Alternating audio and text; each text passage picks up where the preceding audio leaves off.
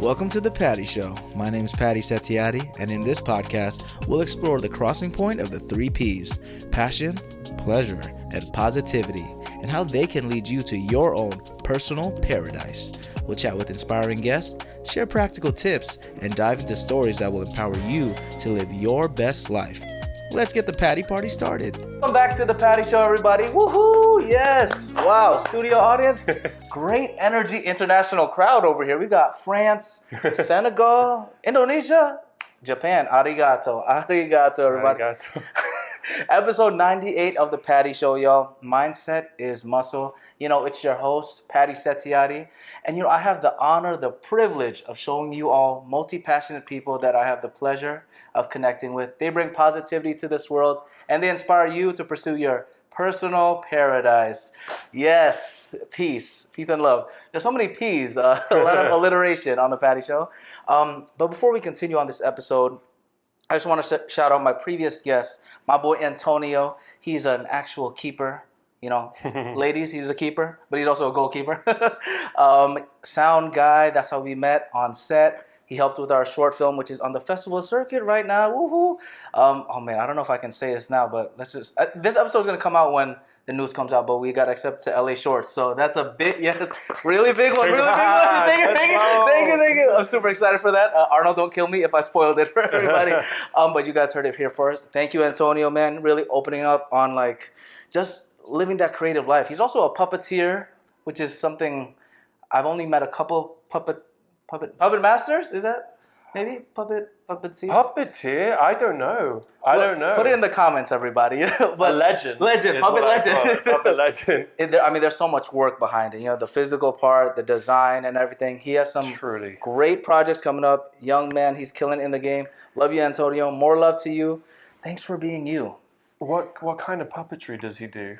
Oh, so it's like these. I forgot. He explains it better on the episode. Which you guys can watch. I need to watch that. I know. I need to watch that. Yeah. It's so unique. It's so I think puppetry is one of those like fundamental things. It's one of those fundamental arts that definitely probably the most underrated craft there is.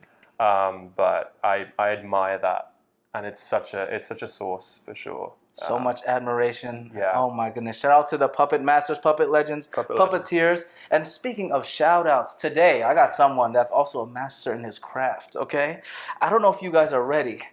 I have a creative, multicultural scientist actor with the voice of an angel. Oh my goodness. Pre-puberty and post-puberty, okay? Because his voice was very different. Like when I was listening to the tapes, I was like, oh my goodness. Wow, my tapes leaked. It leaked. His passion for documentary filmmaking showcases his Swiss Army knife versatility as an artist. Wow, okay. You may know him as, how do you say his name? Trifko? Trifka. But Trifko is the Americanized. Yeah. How do you say it again? Trifka. Trifka. From the legendary Rajiv Joseph's Off-Broadway production, Archduke, okay? But I know him as someone that I call family from day one. Give it up for my brother right here, Adrien Rolet. Right? That's how you say it? Rolet. That's right. Rolet. That's right. I can pronounce that. Woo! Welcome to The Patty Show. Thank Episode you. 98, bro. I'm so glad to be here. Thanks for coming on, coming after your busy travels and making it out here. And 98. Crazy, man. 98. I'm so blessed, man. If you could give everyone a little self-intro to everyone, you know, like background, hobbies, passions, how we know each other, do your thing, my man. Of course. Hello, everyone. My name is Adrien Rolet. Rolet. Right. I love that last name, bro. I didn't know that's how it was pronounced for a while until I looked it up. I was like, oh. I thought it was Rolets for a second, but yeah. No, we're not. I'm not related to Chevrolet. neither Chevrolet nor Rolex. Oh man, Rolex would be a nice sponsor on the Patty Show. Please. It would be cool, but I'm very proud of where I come from, which is part French, part Italian, and a little bit American as well. A little bit American on my mom's side. And I grew up in the UK. So there's a lot of kind of Euro, like Christian and Jewish as well, like influences. I didn't grow up Jewish, but my mom is technically Jewish, and she didn't grow up Jewish. Her mom grew up Jewish, but didn't practice it later in life. Didn't like raise her parents. So there's a little bit of that, like in my extended family, like Kai. Yes, shout out to our boy Kai Castro. Shout outs to Kai. Yo, killing it out there, by the way. He was also on the Patty Show. You guys got to check out that episode. Man, this brother, he's great energy, great energy. Great episode. So that's from mom's side. Yeah. Okay, yeah, because I forgot. I think he told me, or you guys told me, but I forgot what the exact branch is. So Kai's mom is your mom's cousin. There we go. Actually, or second cousin. The real way that it's connected is Kai's grandma. Okay. Is my mom's cousin. Right? Wow. Yeah. I don't know. I didn't look that. No, so he's actually my nephew. Wow. He's my second nephew. Yeah, look at that. Little guy. Sorry, guy. You just got signed by your uncle right here. No. We love you, bro. No disrespect. Wow. He's definitely my cousin, and I didn't grow up with brothers. I grew up with two half sisters from my dad's first marriage, who I are very close with, and I consider my sisters. But if there was something that I would consider like a brother or something like that, it would definitely be Kai and Rio, because there's just a lot of similarity. Yeah. But they're so, we share a lot, but they also have. I learned so much from them. Yeah. So yeah, no, that's kind of how I view it. Shout out to the fam, man. It's funny, but y'all family is amazing, because Kai has that really deep, like, his voice is getting very southern now, honestly. Listen, man, he spent a couple weeks in the camp, right? Sheridan. Yeah. Cowboy camp. He was telling about it on the episode, which you guys have to watch. Like, his voice really got, like, gravelly. I'm like, what's up, man, But then you have the very British, smooth, historian, documentarian voice over there. So the voice contrast of this amazing large family, it's beautiful, man. It's a beauty. And this is actually the flower section of the Patty Show right now. Ooh. Flowers. Man, I can't remember the exact first time we met exactly. It could have been in LA, but maybe I met you when Arnold was still in school. I think it's possible. I think it was in LA, because we might have met, like, Arnold and his fam and people I met through Arnold. Like, we really bonded in LA. Yes. We really like met, and it's like, oh my god, it's Patty, right? Yes, here we go. And that's when we first kind of, I mean, we played football together. Yes, of course, football, man. That day, flowers to you. So much fun for Cody's first birthday party, the little pup that's also been on the show multiple times. He's growing a little bit. He's a little bit bigger now, but he's shaved. Lovely. Yeah, we had to shave him. Great, good friend. He looks very funny right now, but man, the first time we met, the energy was there. We were hustling for the ball in a little park, playing footy with everybody. And, bro, the energy you brought was so amazing. And the invite to meet Kai and everybody else, also so grateful. So sad to see you leave, but it was such an amazing, like, vibe, energy, opportunity. And the fact that you thought of us, man, love to you always. Arnold always gives you all the praises. I am deeply in admiration of you both. Well, it was really sad and tough leaving LA. I felt like I had started to, like, make a family. I already had family there, but, like, I had started to grow some roots and make friends who I really loved spending time with, and common interests, but also, like, different ideas and things. And like it was lovely, and it felt like I was leaving at that time when things were starting to blossom and bloom. And one of the best, sweetest, most wonderful, warm feelings was seeing you and Kai on a podcast together. And I thought, like, oh my God, I got to introduce two people who get along and now clearly, have hung out or whatever, spent time together. And I'm just like, well, my job here is done in a way. Like, I got, beautiful. Like, that's what matters, at the end of the day, it's community, that big word. And I was just really grateful to see that. Well, we're so grateful for you, man. It was, and that also, like, wine bar that You had that little celebration. Like, really nice too. I mean, like Yeah, it's cool. It was cool. it's cool Downtown, vibe. Downtown vibe. Everyone was chatting. Yeah, me and Arnold always talk about that that day because we just bonded so easily with Kai. Like we knew him too because it's like me and Arnold are very similar. You and Kai also have that same energy where it's like we're all put in the room together. It doesn't matter what we're talking about. We could be playing ping pong, play football, or even just reading books. It'll just be a good energy. And I'm so grateful to have you here, man. Episode 98. I'm grateful. Man, let's run it back to the background, though. Yes, Okay. yes. The French side. Do you speak any French? I do.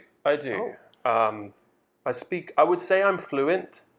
However, I'm curious about you. Do you speak Indonesian? Of course. Bahasa. Bahasa. My man. I'm curious about you too. Well, I grew up in the UK. Language instruction is pretty. It is what it is. Like UK, I had really, I benefited from an amazing education, but I was always interacting in French through class. And I have family who are French as well, and I get to go and see them. But then I moved to the US, and suddenly this kind of thing that I got to keep up, this French that I got to practice wasn't there. So now I feel very disconnected from French. I feel like I'm able to talk to people. Like yesterday on the bus, there were some French people coming to see the game, which is happening right now. Yeah, shout out for Senegal. We'll check it out randomly.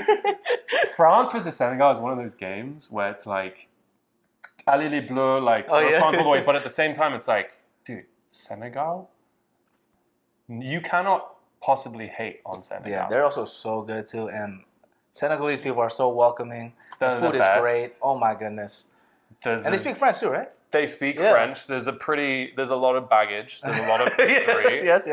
And it's like, you kind of have to be like, Allez les Bleus, but also like, come on, Senegal. Let win. Like if Senegal wins, the people who are watching this will know. Maybe Senegal just won the World Cup. I don't know when this. I know, yeah. But like, I would be so happy. I'd be so thrilled. And shout out Saba as well, my goat. Anyway, so France language, I have it. I can speak it. But if you spend a day out of France, all the nuance, the speed, the rhythms, and the slang, which is always changing, especially like, I don't know where it comes from, maybe like Paris and like schools in Paris, and then like there's Verlan, there's all these like things that they're kind of conventions that change all the time, and it evolves so rapidly, and I just feel very unable to communicate, and I get stumped. I feel that, man. It's tough. You and me have similar, obviously not raised in the UK, but US. I didn't really learn Indonesian until like me, Arnold, and everybody moved to Indonesia. Yeah. And same to how like France is always evolving with the slang. Indonesians are crazy, bro. Really? Especially because their internet culture is ridiculous. They're always online. Like there's so many Indonesian trolls out there. You guys know who you are. All of them. You can leave comments. There could be some in the audience I know, right now. I know. Yeah. Hey, who's that over there? Put some more comments so we get engagement. But bro, it's like it's constantly evolving, and sometimes I have that feeling where I'm like, man, what did they say? Like what? The speed of it too is very insane. But luckily, since like I work in the AI tech space, like working with that type of content, Indonesian and Malaysian content, I always get refreshed, but I still have my American brain on the back of my mind. So, I mean, you speak French, English, and what other languages again? That's it. I speak Italian a little bit. I took a course in school. Funnily enough, the teacher was amazing. I said all this stuff about like bad English instruction and like bad language instruction in the UK. But I just took a year of like a GCSE course, which is a little bit like a AP. Amazing professor. Roberts, or I think her name was Emanuela Roberts, and I got to learn basic Italian, which is a lot easier than French, in my opinion. But I also was lucky because my mom speaks like 6 languages fluently, including Italian. God. Yeah, she's like a linguist. Shout out to mom right there. Oh my goodness. It blows my mind. So I grew up hearing her speak, and so I wasn't bilingual at all. I wasn't trilingual in that sense. But when it came time for pronunciation, it was pretty natural. But yeah, I can just order like a coffee and ask for directions. That's important. That's all you really need. I mean, French, yeah, it's pretty tough. I was trying to learn it because one of my best friends, he was on the first episode of Patty Show. He's from Côte d'Ivoire. You know? Oh my God, they Ivory. have some real chances this World Cup. Oh yeah, I know. They were balling out too. You saw that? I hope they made it to the next round after. They're so Côte d'Ivoire. Côte d'Ivoire. I try to learn, man. It's so hard. You know, I think the best motivation is honestly maybe having a girlfriend, to be honest, because that's also why I learned for a while. I met this French girl in Bali, and I was learning for a little bit, and then when it falls out, the language falls out too. Of course. But yeah. The language is tough because Spanish, I think I can kind of understand better a little bit. I also used to date a Puerto Rican girl, so it always comes back, Totally. Yeah, but in Bridgeport, Connecticut, it's very diverse. So there's a lot of people that speak Spanish, whether they're Mexican, Puerto Rican, Dominican, all that stuff. So just growing up, being around it in the restaurant scene too, multilingual. Everyone speaks different languages, so you pick up stuff here and there, and it's actually very similar to Indonesian, like the pronunciation. Our alphabet is A, B, C, D, E, F, G, H, I, J, K. So they have like the same sounding words. And then I was talking to a friend that speaks Spanish fluently. Shout out to my girl, Danny over there, Mexican. You can kind of guess some of the words because they sound a little bit English, Trying to think of a easy word like absolutamente. Absolutely, Just add a little... Sure, yeah. And then flair. I was trying to learn Portuguese because all my Brazilian coworkers in Brazil, shout out to Brazil. Obrigado. Oh, yeah. But like, absolutamente, they just add a little... Yeah. You know what I'm saying? Look at this. This is a multilingual... I learned all my Brazilian from freaking funk, like karaoke songs on SoundCloud, like remixes. Yes. Only the best music ever. Oh man, it's the best, dude. It just makes you dance, makes you move. Makes you dance. And I get it. Like all the Brazilian people I know, my Brazilian friends, they are ride or die. Amen to that. Brazil. They have passion. I'll tell you that. Yes, and I get it. And my mom raised me on. She lived in Brazil as a sort of young adult. Oh my God! Like so cool. her family, her dad worked there and for a number of years. And so she lived in Sao Paulo. And Sao Paulo. Oh, shout out. It's all right. Okay. I don't know, man. I don't know, But I grew up on like a lot of music and stuff from that. So I love Brazilians. Like, yes. And all the Brazilians. I deeply love every single Brazilian person I've ever met in my life. So that's so true. I don't think I've ever met a Brazilian I don't love. Like there's so much love. I went to a Brazilian wedding like a couple of weeks back. Shout out to my girl Patricia. She was also on the podcast, my coworker. Nice. I feel like I have everyone on the podcast eventually. Dude, yeah. It actually helps a lot though, because I'm like, I was talking to my friend. Just watch episode 77. He's on, But shout out to the Brazilians. The food, what is it? That bread, the pão de queijo. Pão de queijo. I don't know. Pão de queijo, something like that. But you guys know. Or the chocolate one, brigadeiro. I haven't had those. Those are, bro. That's probably like a staple, right? Yeah, maybe you gotta find one here. Feijoada. Feijoada. Yeah. Bro, man. This is what it's about. Dude. Multicultural. This is why we have so much in common, even though we look and have lived different lives. Yes. Just being global citizens. You're a very multi-talented, multicultural, sensitive listener person. You're plugged in, you're tapped in. Love, bro. You're tapped in. Like even when you speak, you got these like here, up here. It's like you're just like always everywhere, and that's really cool. Man, I'm having fun. You make it easy, and it makes sense now. I feel like you've been everywhere, man. Where is like your favorite place to vacation to? If you have to pick one, hard question. I know. Woo! But pick one. I know you said we got time. It's an easy answer for me. I'm very, very, very lucky that in college I got to travel a lot with the With and Poofs, which was a collegiate a cappella group, take a year out. What is it called? The Yale With and Poofs. With and Poofs, okay. It's not an acronym? It's like that's what... Yeah, no, it's not an acronym. It's an old-timey name that sounds a lot like a Hogwarts house. Yeah, no, that's like that. And it is a little outdated in some ways, but they do reinvent themselves as a group. And every year, juniors from Yale can audition, take a year out, gap year, join this group of, I think it's 14 singers. So super competitive then, if there's only 14. Yeah, definitely competitive. And you basically take a year out to travel in a way where you're gigging consistently. So you start in Connecticut, and you're maybe doing 4 or 5 shows a week, sometimes 2 shows a day. We got you working out here, They man. got you working, yeah. And you sort of start expanding. Yeah. You go to maybe go to Canada, and like all the money that you're saving and that you're generating, all that revenue, it's all fully student run, and you're kind of allocating that towards more travel, more gigs, and so eventually you go on this world tour. Yeah. This Oh, that's tour. fire, man. So would have loved to visit Indonesia. Oh, sadly not. We're gonna plan it soon. Don't worry, man. Dude, the food. Anyways, we could get into that. But anyway, there were some amazing places I went, and Japan was incredible because it is a beautiful, culturally, vibrant, rich, amazing place. But because I was grateful to be hosted by an amazing host family. Shout out to the host family. Yeah. Arigato gozaimasu, Yeah. Just, they took such good care of me, and I still keep in touch with them. Narumi and Naoto. Wow. And your pronunciation is so good, by the way. I feel like I close my eyes, I'm watching an anime right now. I'm hearing it. Right? Let's not. Oh hey, God, man. We could get into that man, too. Look at But I think I would go back in a heartbeat to spend time with them.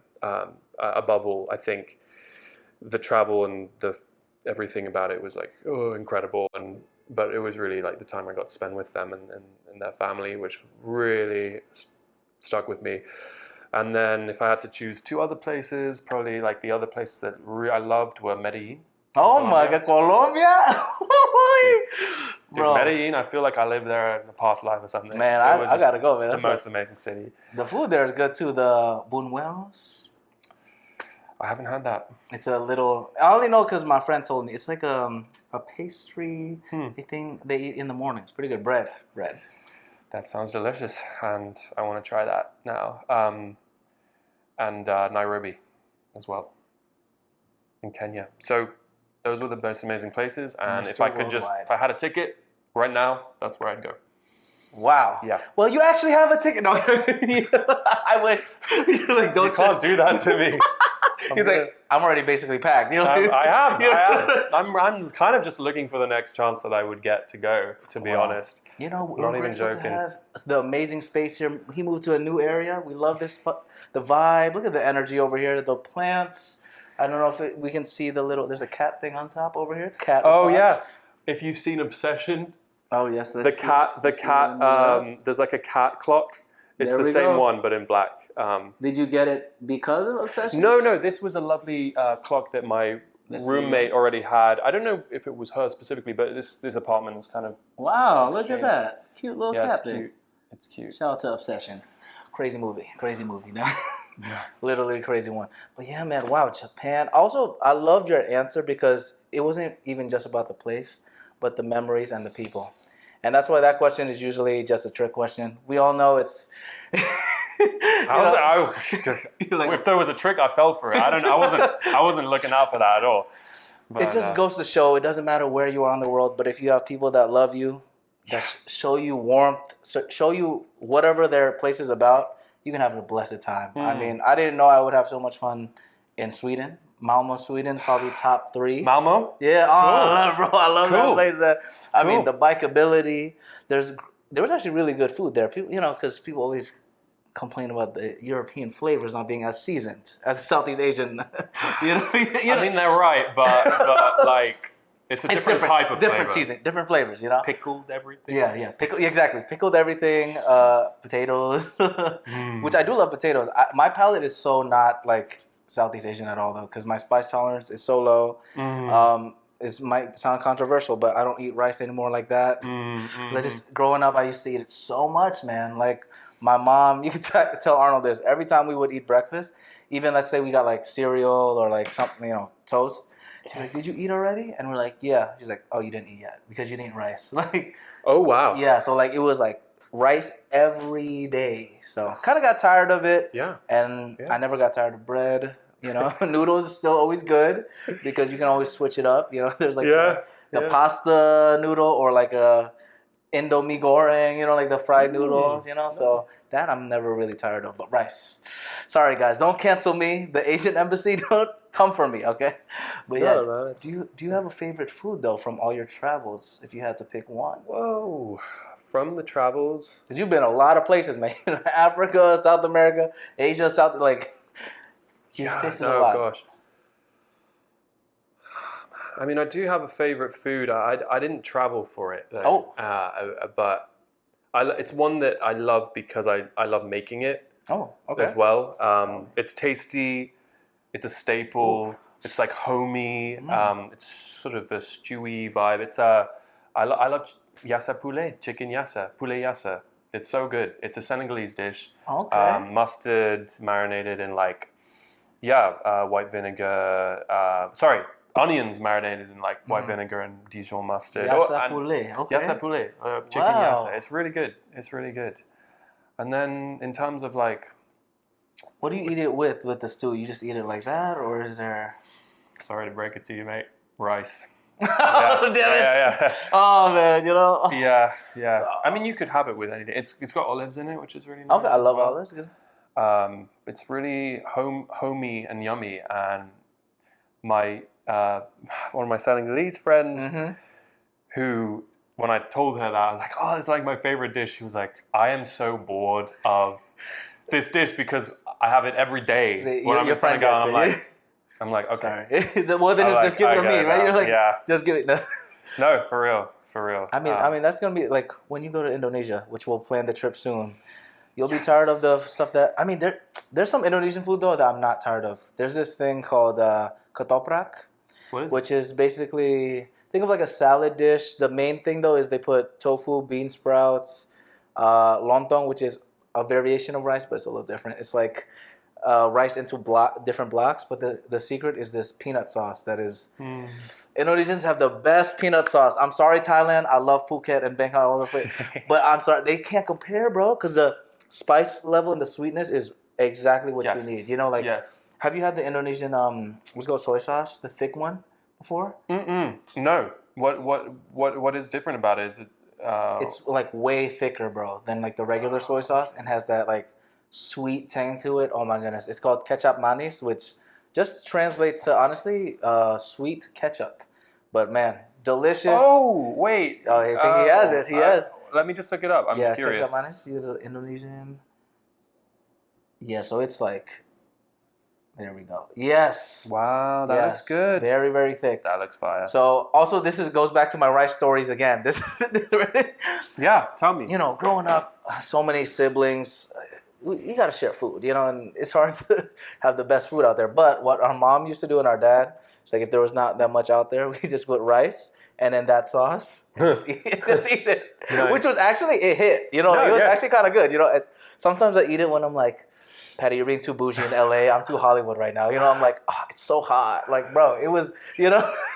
The struggle meals, you know. You know what's really good? Unfortunately, I mean, unfortunately or fortunately. I'm definitely not the first person who's done this, but like, I feel like now there's a safe space to say this. Yes. But like, just rice with a little ketchup. Oh, dude, wow! Rice with a little ketchup, or even better, plain macaroni. Okay. No cheese or anything. A little bit of ketchup. Oh, guys, we have a lot of funny opinions. It's so good. I used to eat that growing up a little. In France, we used to have a little bit of that. Like my cousins would make it, my French cousins, and like it was just like a simple dish, but it was good. And you could even put some cheese on it, and no one would be mad. Switch it up, see? Some Gruyere or some like French cheese. There we go. Shout out to the struggle meals out there. You know. Yeah. It has character and nostalgia. You know, I think that's, you know, that's the secret. Yeah. But those different cheeses, man, I gotta know, because I like the taste of cheese, but I don't understand the difference between each one and why each is named certain things. Like, why is it called Gruyere? Oh gosh, what? You know. Do you know? I wouldn't be able to tell you, but if I could guess, it would be like this was made in a small town in Switzerland or like France or the Alps called Gruyere, and it's all from this kind of, or like it's like cow's milk, but they do this to it, or like they put this percentage of things into it. I wouldn't be able to tell you like the real reason Gruyere is Gruyere, but we'll find out eventually. There's just so many different names. But for wine, though, yeah, for you're wine, a wine connoisseur. Oh yeah, I love wine. Yes, sir. I deeply love wine. It runs in the family, I heard. It runs in the family. Yes, it does. That's where the last name. Oh no! I mean, we don't. What do you mean? Like in terms of like? Rolet. What's up? Is Rolet like a wine family? Rolet. So my parents make wine. Well, my mom makes wine, but they started it. So there is a domaine Rolet in, I think it's the Jura, and there is also a domaine. Hold on, what's that one? Okay, so the Jura, it's like a region of France. Okay. Because it's known for a bunch of things, but wine is one of them. And there are some like kind of distant cousins, because it's not a super rare name in France. The Rolet that we're related to apparently is like the French Foreign Legion, Rolet, like with 2 L's. But I think like distant cousins might be involved in that one in Jura, who we don't know. But they started it. My parents started Chêne Bleu wine in the south of France, in Provence and like the Rhone region. Wow. And so I've grown up being around wine a lot, and I'm working in the city as my day job, in like a wine store and now a wine bar as well. And I just love it. And yeah, there's a lot to learn from wine. There's a lot to learn from wine. Let me ask you this though. What is rosé then? Rosé is basically partial maceration of grapes. So like the way to make red wine is to leave the skins in during like fermentation and let them like stay in the tank, and it releases the pigment of the skins as well as like the tannins, or maybe they're kind of the same thing. I don't know. I'm like pretty foundational knowledge with wine. I'm not like an expert, but I'm trying to learn more. And then with rosé, you do that you put the skins and the grapes, but for like less time. Yeah, there's all sorts of ways to make wine, and orange wine, natural wine. Like there's many types of rosés, but rosé is one thing that Chêne Bleu is known for. That my family's like winery is known for. Interesting. Yeah. Okay. Yeah, I only ask because Arnold doesn't drink, but he loves rosé. Shout out to Arnold. Tis the season. Tis the season. Shout Rosé. out to Arnold. What a legend.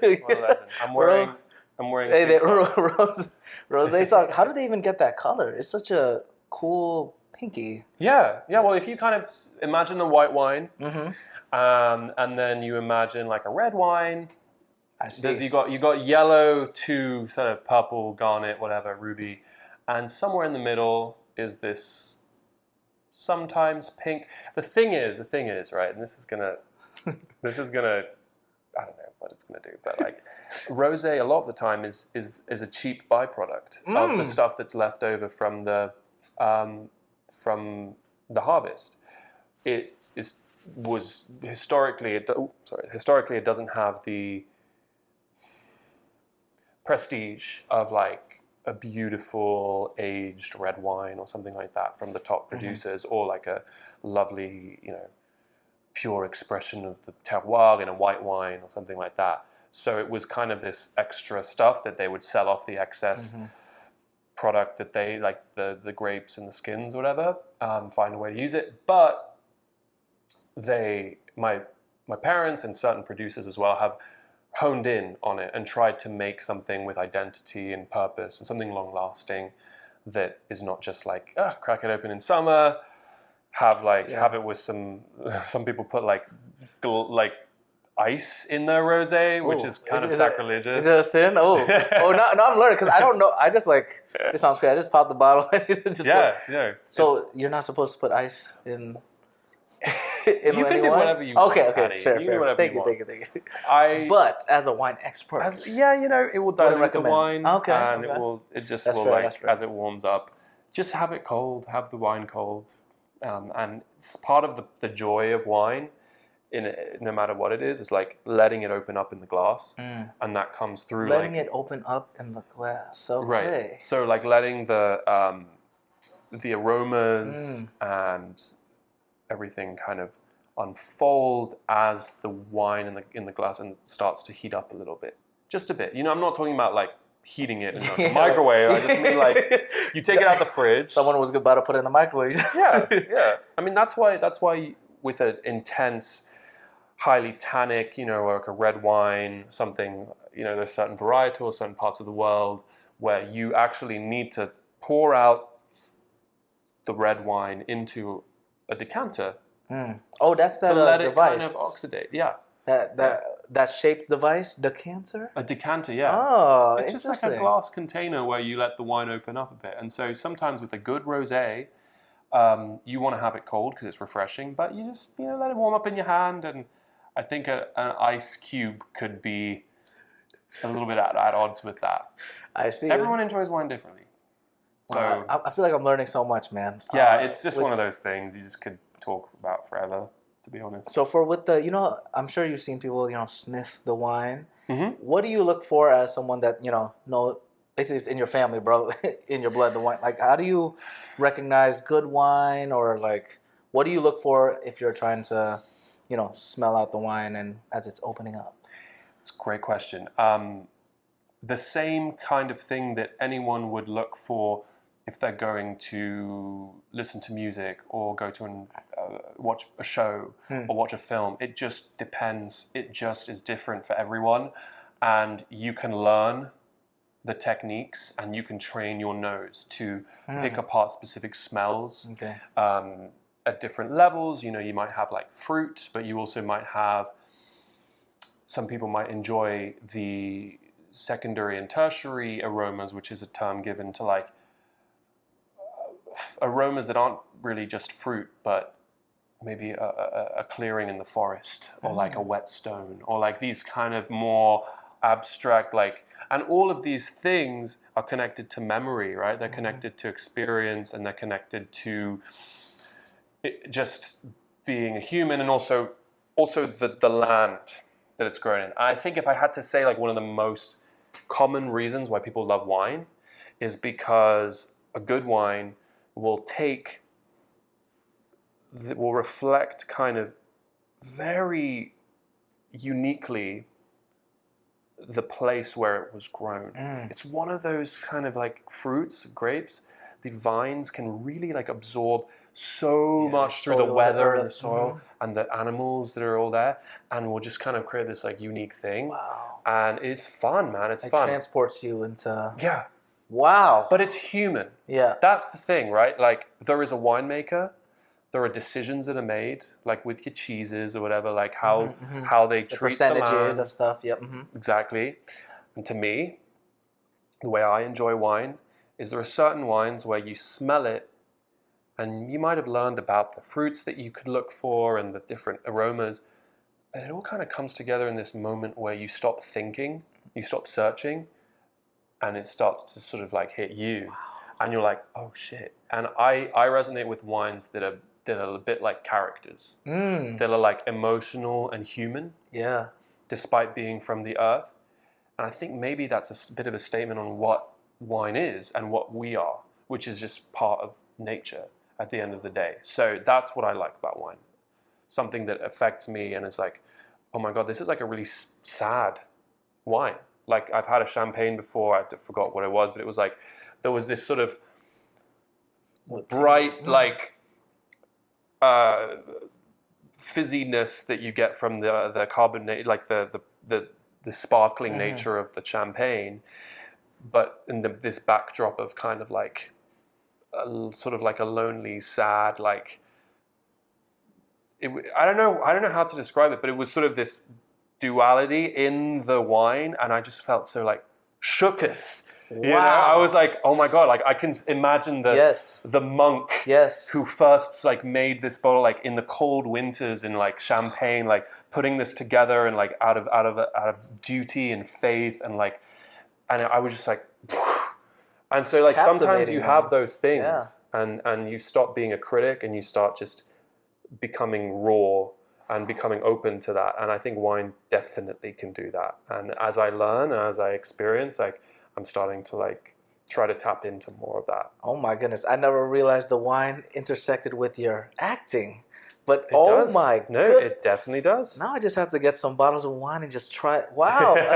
Maybe not too much. I mean, the Knicks parade might be a time to do it actually. Shout out to the Knicks. That Shout was a out to the crazy time Knicks. winning the championship. Yeah. But, oh my goodness, man, that overlap. I mean, you took me to like places. I mean, it kind of connects to how we talked about, the struggle meals, A little the bit, yeah, nostalgia. definitely. Where like tastes and memories are such a powerful thing. Yeah. Like it's what I ate before was rice and that sauce, but it Yeah. just takes me back to the simpler times. Me and Arnold running around with our little brothers fighting over something stupid, but we didn't have to worry about taxes. We didn't have to worry about relationships or anything, and Yeah. that nostalgia is such a powerful thing. So Yeah. everything just all kind of connects together, man. That's Yeah. so profound, man. Look at I appreciate it. What? I appreciate it. Oh I mean, my- no, but it's like just my way of seeing it, and I hope that it might not be wine. It could be another spirit. Yeah. It could be, everyone kind of has something that they discover at some point in life. Sometimes it's opera. Sometimes it's these sort of like yeah. weird like craft things that aren't really like, and everyone has those things, and wine. I hope you get to try some good wine and wow. and learn about it, because it's fun. It's so cool, man. It's like a spiritual experience, and Yeah, it can be. why is it called wine and spirits though? Oh, that's kind of deep. That's a good point right there. This is what we do. Like I'm not complaining about it. I'm not whining about it. Hey, I like it. I like I it. see what you did. Yeah, you yeah. ain't whining about it, Yeah. That's a good point. I don't know why. We'll find out eventually. But I think it's that spiritual connection for, like you were saying, with all the different, I guess, passions of people, and it can be unique things like that, or people that love anime. You got to stop dropping that Cartoons or word, stuff dude. like that, You got to you know? stop dropping the A word. A You're gonna word. set me off. Yes, anime.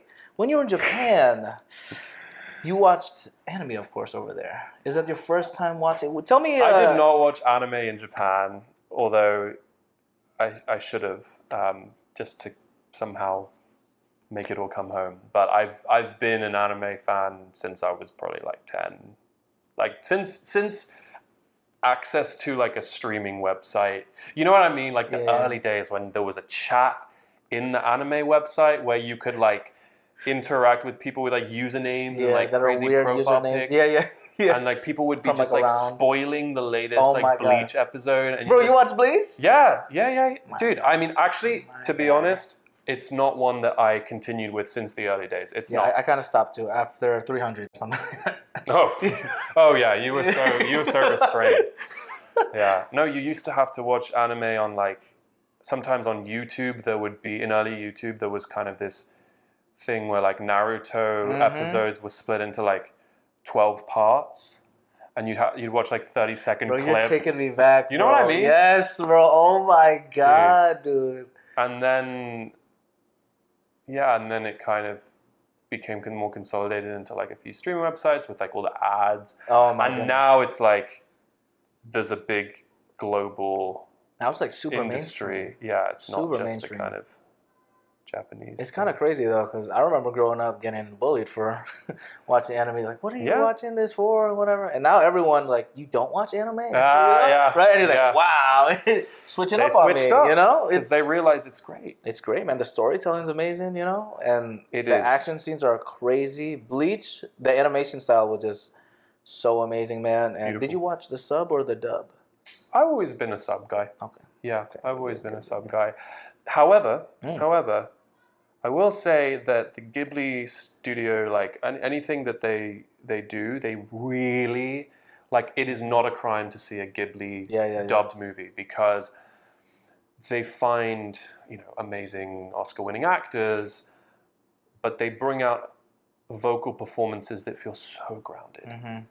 That don't feel like, oh my God, this crazy thing is happening right now. And you're just like, It's just like someone being like, Bro, I don't even think I've heard your American voice. Like there's this way that the characters speak where they'll look out of like a rainy window and they're like, and then I just saw my future and my past, and it's like this kind of like You feel it. yeah, like, I mean Christian Bale, like Mhm. Elle Fanning, like all these crazy actors have done it. I loved. I thought Boy and the Heron was just That was an one of all-star the cast. Also, probably I mean, probably Hayao is best. My favorite film from Hayao, one of Miyazaki's best.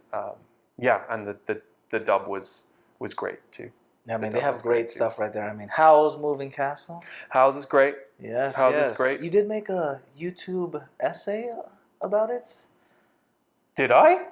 I believe so. I don't remember that. About Howl's? Oh my god. This was like in 20, hold on, what year did I put it in? 2016, I believe. Goodness. If I have, I just completely have forgotten about it. I don't Well, remember you've done a lot of like documentary style content out there. Another one that was really fun was the one when you went to Myanmar. Yeah. Yeah. Oh, I know what you're talking about. I know what you're talking about with Howl's Moving Castle. So I did a documentary. I think it was my second ever documentary. I'll talk about Myanmar as well. Yeah. But it was my second ever doc. It was about a conservation. I actually got an artist in residency in Montana Mm-hmm. at the University of Utah's Taft Nicholson Center. It's like an outdoor learning center, natural. You know, they have like conservation projects, and they also bring in students like for Utah Uni to like orient them. It's like an orientation program, sort of like Foot at Yale. And yeah, I did an artist in residency there, which they do every year, and I used like my love of Laputa, which is, or Laputa, I don't know how to say it. Laputa is not. Yeah, I know. Beep. Beep. Yeah, Sorry, yeah, moms. yeah. We love you. To kind of talk about this mythical example of a place in rural Montana that had been conserved through collaboration and of all different parties, conservationists, ranchers, developers, or a lack of developers, like philanthropists. Like it was this really interesting example of like what happens when we all come together to preserve this beautiful thing. And I just used some comparisons to Laputa. Yeah, and Myanmar, that was my first ever doc, where I did a service program, which is this genre of, you kind of like, there are these programs where you kind of do community service hours, and they're for American mainly students, although I was from the UK, and they find experiences and places all around the world where students can come and give back to a community and put in hours. Yeah. Learn from them. Yeah. You met the lovely monk Max. I did. Yes. Damn, you watched it. Yes. I loved his energy, by the way. Shout out to our boy Max. Hope you're doing well. Yeah.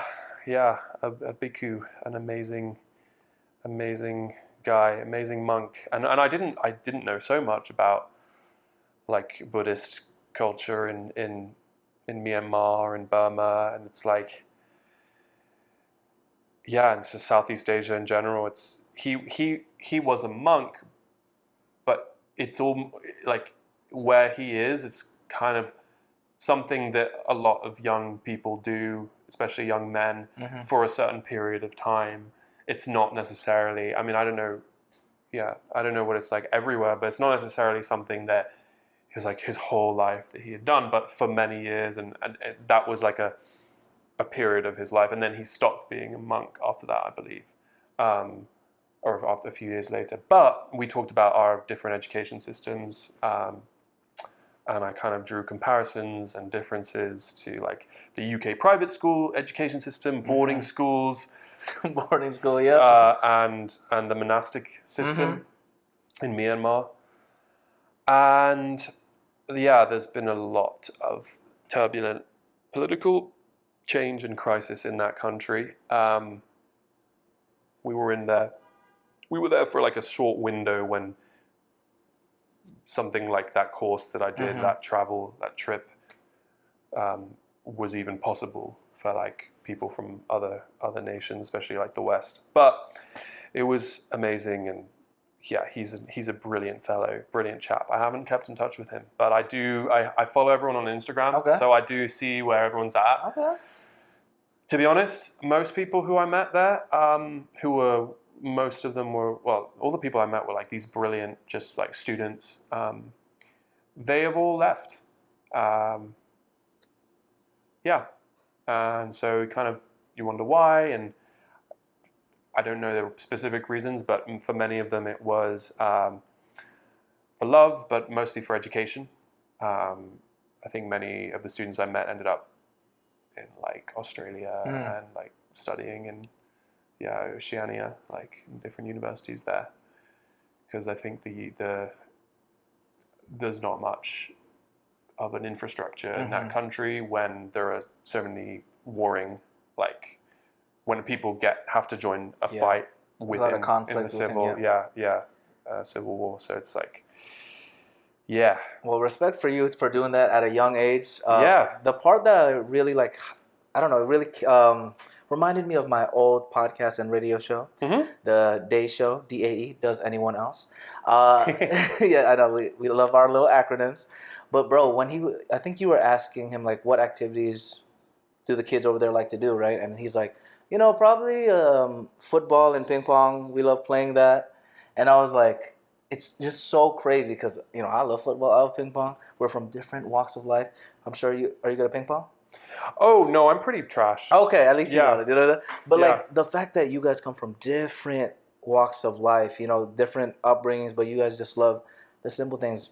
Being a kid, playing around, kicking the ball around with the boys, it was that moment where I'm like, even though there is a lot that separates us, there's more that brings us closer together, Yes. And that was like, I'm like, damn, my man ate it over here doing some documentary style. And how old were you again? Like 6? At that time I was probably 15. 15. 16, oh my maybe 15. goodness. And then that continued all the way until now, but the last one that I did was last year of college as part of my thesis, but also I wanted to really, with every documentary, it's just always a matter of like expanding what the story can mean, how many people are involved, and like just honestly like the production quality at the end of the day, just trying to make it more crisp and clear.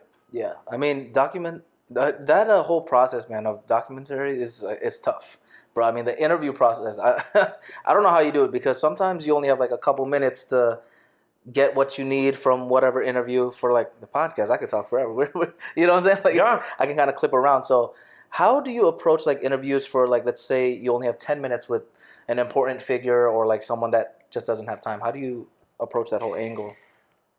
Still learning. It is a mystery to me, because if you come in and you have talking points and you stick to the talking points, the interview collapses. I've experienced, especially when you're talking about something deep and personal. And if you even hesitate for a moment, it just kind of can ruin it, especially if someone really has to like open up. And if you freestyle and you go in just being like, hey, you just end up like talking about the weather. Yeah. So I guess like all creative acts and crafts, you have a structure, but you have to listen with everything, not just with your ears, but with your eyes and your body. And the best interviews that I've done have just been like a sudden moment of connection or a sudden joke or fun thing that like takes us out of the interview. You know what I mean? Yeah, no, absolutely. Oh man, I don't know. That's so true, man. The people who are good at it, who make it look so effortless. Oh man. I have so much respect for them because it's a sensitive thing. It is a sensitive thing, and you have to understand your relationship to a subject at all times. And when you're making a documentary, and you have to be aware of it, you have to address it, you have to be wary of extraction, Mm-hmm. but know that there's no way to do it without some level of extraction. So it's like hard. Wow. It's hard. Shout out to you, man. Doing it at a young age. It's weird. But yeah, you're like we were talking about earlier with the intro. Swiss Army knife artist over here. Okay. Let's go to I your appreciate musical that. background. We do it. gotta talk about that. Yeah. You were singing in the choir Yes. since you were how old? Like 6? I was singing in a choir since as long as I can remember, I was singing. Yeah, probably 6 or 7 is when I started to really just like be in the choirs and get scooped up by the whole British choral machine. Probably. That's a good way. Especially for young boys, they take sopranos and you kind of join this community of very high standard of like sacred music that is extremely rewarding, challenging, and effective in training. But I ended up assigning a lot of my worth to it and self-worth. And so when my voice broke, and it didn't break like a dove emerging from like the waves or something beautiful like that. It was kind of like roadkill falling out of from the side of the highway. That's kind of how it felt. It was a shocking moment because I think they do place their kids on these like pedestals, and you're it's a craft, and it's like a love, and it's music. So I have so much warmth for that period of my life, but there's also a lot of like pain, Yeah. I mean, they worked you hard like some soldiers, essentially, like super soldier singers. Yeah, I was lucky. None of my caretakers were ever and choir masters were ever abused that dynamic, even in the little subtle ways. They were always kind, approachable, warm, and brilliant musicians at the end of the day, and detail-oriented. I think of Jeremy Walker, who sadly is no longer with us, but he was my choir teacher in music, head of music in my primary school, and Aidan Oliver as well, who was a choir master where I first started doing professional singing.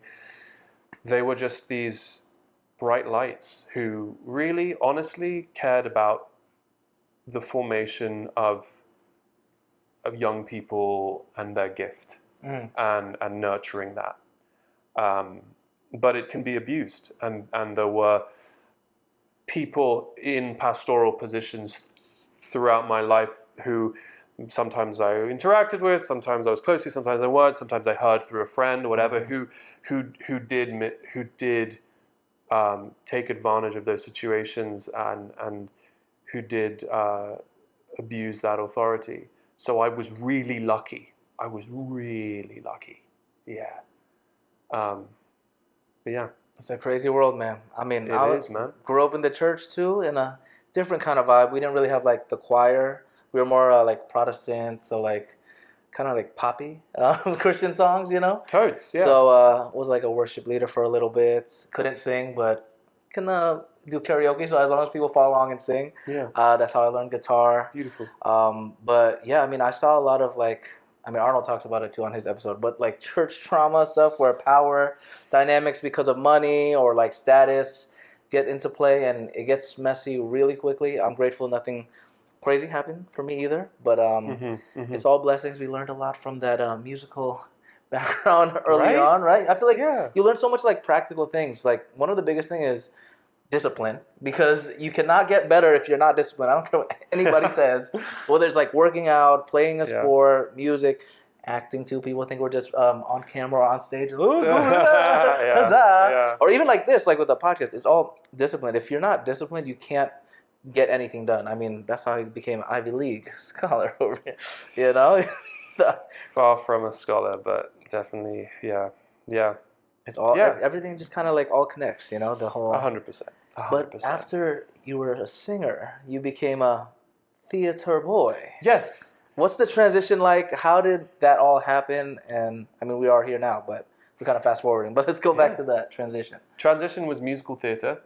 I mentioned Jeremy Walker, rest in power and peace. He was the head of music. He kind of, as I was doing choir in school, he sort of scouted me in a way and put me into, he was the head of music at National Youth Music Theatre, which was one of these national programs for young people, aging from, I don't know, 7 or 8 all the way till 18, but they would vary the groups and the ages so that it was all, you never felt like a fish out of water. Yeah. And the community, the home that I found with those young people, some of whom have gone on to,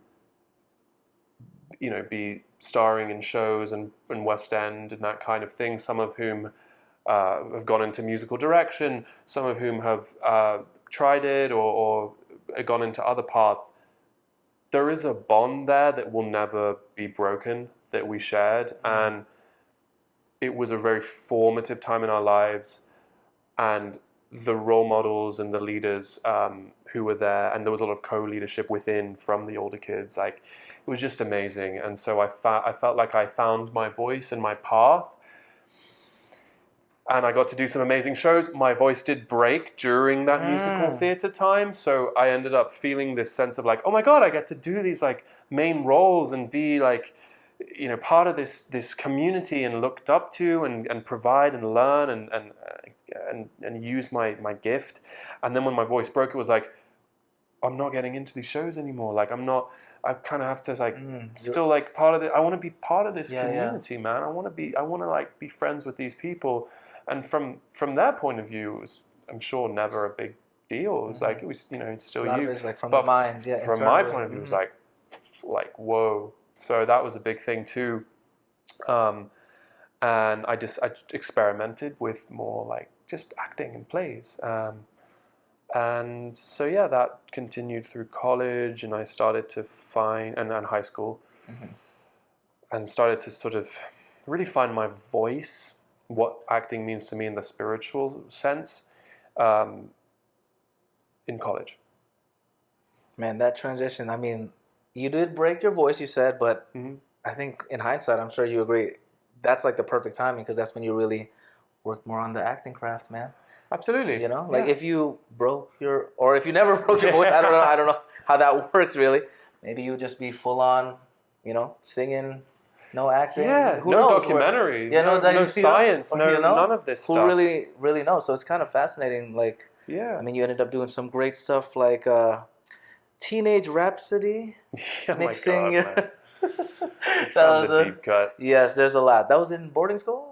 Or I was probably finishing, like starting boarding school, like finishing primary school, prep school, whatever. Probably like 12. Oh no, because my voice hadn't broken, so I was maybe like 10 or 11. So I was before boarding school for my mom's 50th birthday. With my sisters, we just made like a Bohemian Rhapsody cover. I love that. It's called Teenage Rhapsody, and I think we did a bloody good job, and we just had fun, and we changed the lyrics to just have all these sort of references to my mom, and so cute, man. Yeah, man. There's a lot of great videos out there, man. I love it. That looked like a fun time. I miss that era of like YouTube where you can post those things and people don't really worry about. Because now everything's so polished. A little too polished now with like not even just AI, just people in general are really good editors, so they make videos that are like production quality of like main TV companies and everything, but it's just like self-funded and self-created. So shout out to all the creators out there. I do want to talk a little bit about your love for the audience, though. I believe it was in one of your articles with Voyage LA. Yeah. Yes. How you enjoy the intimacy of like a live audience. Tell me more about that love for just being in a physical space with people like that we have right now, of course.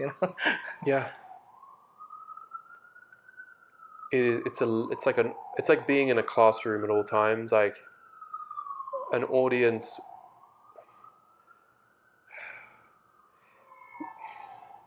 It's just like such a learning thing, because in the big stage of Archduke, at the Laura Pels, the audience was really invested. Some nights, a bit sleepy, but really invested. And so there was a little bit of a tendency sometimes to kind of, this is where we usually get the laughs. I'm not getting a laugh tonight. It wasn't, and then it becomes this sort of toxic cycle of being hovering over my own performance and evaluating each moment and being very invested in the success of the performance and being very almost like a mechanic, like trying to constantly defuse a bomb that is always ticking down. And the audience, you can have that relationship to the audience where they're your judge. But when you forget, or when you kind of let things go into the wind a bit, and you stop, I don't want to say it's stop caring, but you've done all the work and you've done the prep and you just sort of let it go. This was something that Darko, the director, urged me to do from very early on, and the lesson only really sank in after the whole run was over, like towards the end of the run, was just when you let things flow through you, you let your instinct and the play and the work you've done in your life happen. You're not thinking about success of a moment. You're not thinking about whether a joke landed. And then suddenly the audience is in it. Yeah, it goes crazy, right? Because they don't want to see someone who's convinced of their own profundity, who is doing an exam and trying to present something to someone else. They want to see someone who's fully absorbed in their task. And sometimes just being like, F this, let's throw it out to the wind, let's let the paint dry. I'm learning that that's like a really crucial, central aspect to performance. And when confidence comes in, self-esteem, performance anxiety and trauma, like around certain things like that, come into play, suddenly you got a big mountain to climb, where like performance is where you really have to do the work to, and the breakthroughs become a breakthrough in your life, and stopping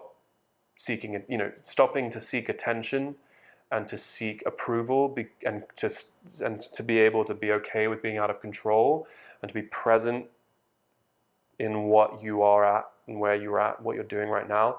That is the big key. That's the big lesson for me. And you're taking me back, man. I love a live audience, man. But like you mentioned earlier, that double-edged sword, man. When you play as if they're the judge.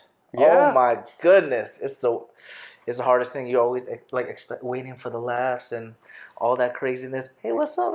But going back, yes, to the like when the audience like is your judge. I feel like that's the most pressure that you ever feel. But then the other side of it is when you're kind of just going with the flow, feeling the energy without even trying. I mean, you're taking me back to like the high school theater days, bro. Like where I remember just taking takes where you're there. I don't even think I say the lines right or whatever, but it doesn't even matter because everyone's loving it. Everyone's working as a team. And that's something I miss about like live performances, and, on-screen stuff is fun. I love it. All the commercials and TV stuff and everything. But something about being in a physical space with everybody, seeing the little quote unquote mistakes, seeing stuff get developed in real time is, you can't replace it. You just can't. You can't. And I just did a show called The Anatomy of Melancholy, which was a 3-person show in a black box. And nice. There was a lot of audience interaction baked into the show. That intimacy, small space, I could make eye contact with even the person sitting on the back row. Yeah. I could almost take note of what everyone was bringing into the room, and it changed every night, and the show changed every night. And I think that experience was really, really fundamental to helping me establish my relationship with the audience at any time in a play, because at the end of the show, the character is kind of working something out, and there's this beautiful two-page monologue written by Charlie Mayhew and Leo Egger, who are the playwrights and close collaborators, where the character is sort of trying to figure out his meaning and his purpose in the world. And that's something that anyone can relate to. And to the whole show be tapped into the audience and what they're doing. And then at that last moment to be like, let's figure this out. There were times in there where I feel like we actually came to something of a, not came to an answer, but we arrived at a deep question together. It was it was not me. It was the lady in the front row and the person in the back, and sometimes it was everyone in the room. And it's like, I'm still early in my acting career and my acting process and in my journey. But if I could live and just, if that could be my one purpose in life, my one achievement would be to be someone who does that, that would be like a life well lived, honestly, because there's something that takes over, and there's like a, you know, there's kind of just like a, I don't know, like you get to meet people really for the first time, and they get to meet you. And what does it mean to stop operating in your life and finally be in a room with someone? That hits like a truck every time, and it's something that it's part of my sort of personal life journey too, and it's what acting and what live acting and theater acting can do for me and for others. So, you know, that's really my purpose. Bro, I love it, man. It's that presence, literally being in the present. Yeah. And oh man, yeah, I gotta get back into theater. I love it too much, man. Yeah. It's wow. Oh my goodness, man. And what was the name of the play that you did? That one with the small box theater again? This was called The Anatomy of Melancholy. Okay. It was a brilliant one act, kind of like play set in purgatory, based on a text written in the 17th century about melancholy, which is the old term for a mix of things, but what we would today think of like clinical depression and existentialism and a kind of connection with time and nature and all the beautiful things in the world. It's this sense of like, it's the sense of loss that you feel. The definition changes, right? It's like, it is a depressive state. It's a sense of alienation from the world, but it's physical, right? It's kind of physical. It's like that weight that you feel sometimes in life. But because the definition varies and it's hard to even put a finger on it now, there have been so many attempts to try and discover what this is, all the way from modern, you know, medicine that might try to target and destroy and inhibit certain receptors and things like that, and understand it in this micro specific target to destroy, all the way back to the 17th century, where this fellow Robert Burton, who was an academic who suffered from melancholy and spent his whole life in a library in Oxford, basically trying to figure out what this was. He anatomized it, which means he took everything that had been written and said about it, everything that he could find in a library, all the quotations, all the hesitancies, every piece of poetry that related to it, and philosophy, and he put it into this biblical mishmash, this kind of huge sandwich with quotes and sidebars and spirals, like all in a book, all in sometimes the same sentence, the same paragraph. And he did it. He tried to do it with a levity and a wittiness and a jokingness, to kind of like make it accessible. But and then it was it's still regarded as like a definitive work.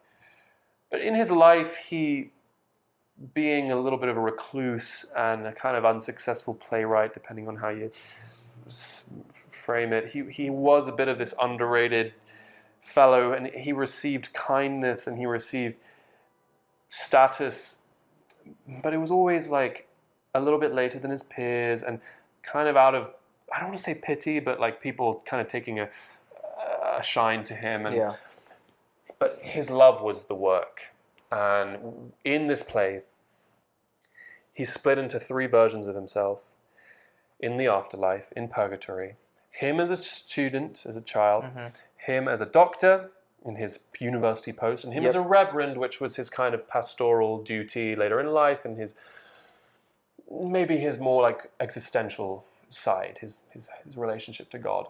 And he's split into 3, and he's still trying to work this out. He's still trying to revise the document in the afterlife, and he's putting together quotes and movies and documentaries and things that are still coming out, taking them, and we're all like trying to figure out what this thing is together and finally do it. And we get lost along the way, and some of us want to do it, some of us don't want to do it. At the very end, everything falls apart, and he passes.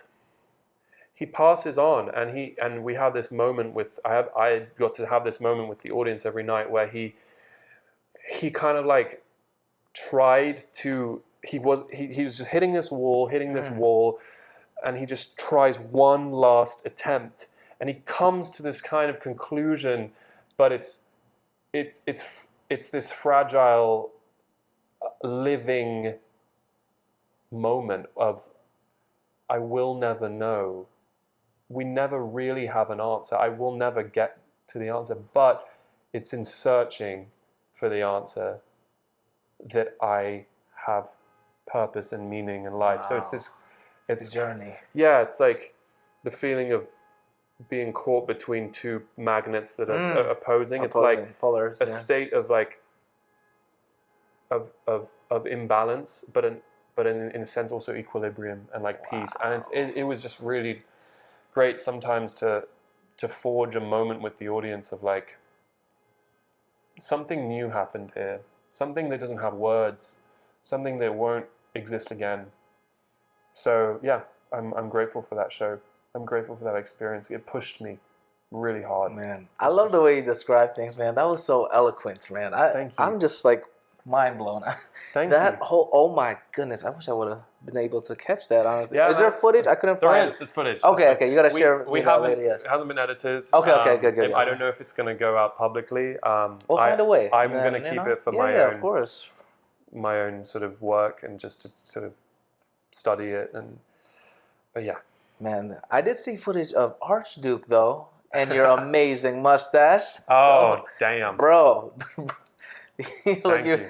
I when I first saw it, I didn't know anything from it. I just saw pictures, and I just saw the mustache, and I'm like, is he doing like a cowboy thing? Like I was like, the mustache was thick, boy. I mean, it was thick. It was, I don't know. I'm rather hirsute, I will say. It took me like a week or 2 to grow out, and then another week or 2 to get really like major league, like Selleck levels. The European genes right there. Yeah, you know how long this took me, man? This is crazy. There's just way too much. This mustache took me a while, man. So it's looking great. It's looking great. Thanks, man. Man. But yeah, tell us about the play and your character. Yeah, Trifko. Yes. How do you say it? Trifko. Or Trifko. Okay. The anglicized version.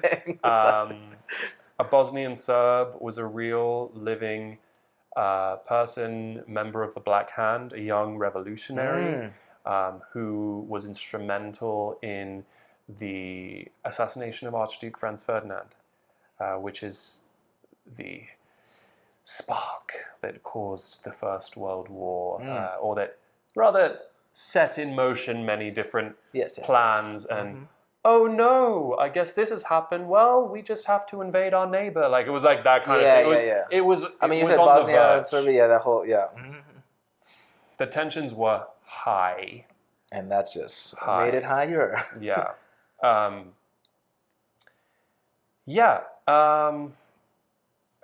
real human, real, like a character that is struggling and suffering and at a crossroads in life, and a brutish, loud, obnoxious character. Personally, like, I'm so grateful I got to do this show, because these are aspects of myself that I don't think I would ever get to explore otherwise. To get in someone's face and speak down to them and to make them feel small, like, I don't naturally, exude that behavior. But of course, when you're acting, especially with characters who you don't have those, like, shared, speak or think the same characteristics, way. was it? Yes. You do build the bridges, and you find where it comes from, and you find what they're responding to. And so that show was like this sense of, oh my gosh, I have this big role that many eyeballs are going to see. And so there was a bit of sense of, like, going back to that whole performance anxiety. It's like, oh my God, you're up. Time to go. Time to perform. Time to do well. This is your chance. Make it the most definitive performance ever made. Make it the best show, the best performance. Get people on your side. Like, have things written about you that you can use for your career. Be known, be regarded, be revered. And that is the danger. That was a thing I had to wrestle with a lot, especially in rehearsal and, like, those early performances, feeling always like, when things went well, feeling the high highs. And then when things didn't feel good or felt fake or felt forced, feeling the lowest lows. Like, I didn't do a good job. I could be fired. I'm done. It's over. Just jumping straight to conclusions. Yeah. Because of the stakes. I was like, I made this big deal in my mind. And as I said, things eased a little bit towards the end. But still, that whole process was a big learning moment. And I am so grateful I got to do that show. And they put, when I auditioned, I was invested from the first time I read the script. There were only one or two shows, that one including them, that I've ever auditioned for, that I thought, I'm not going to get this role. I might not get it, whatever. Who knows? Casting makes their own mind up. Yeah. But I'm going to go back and study it.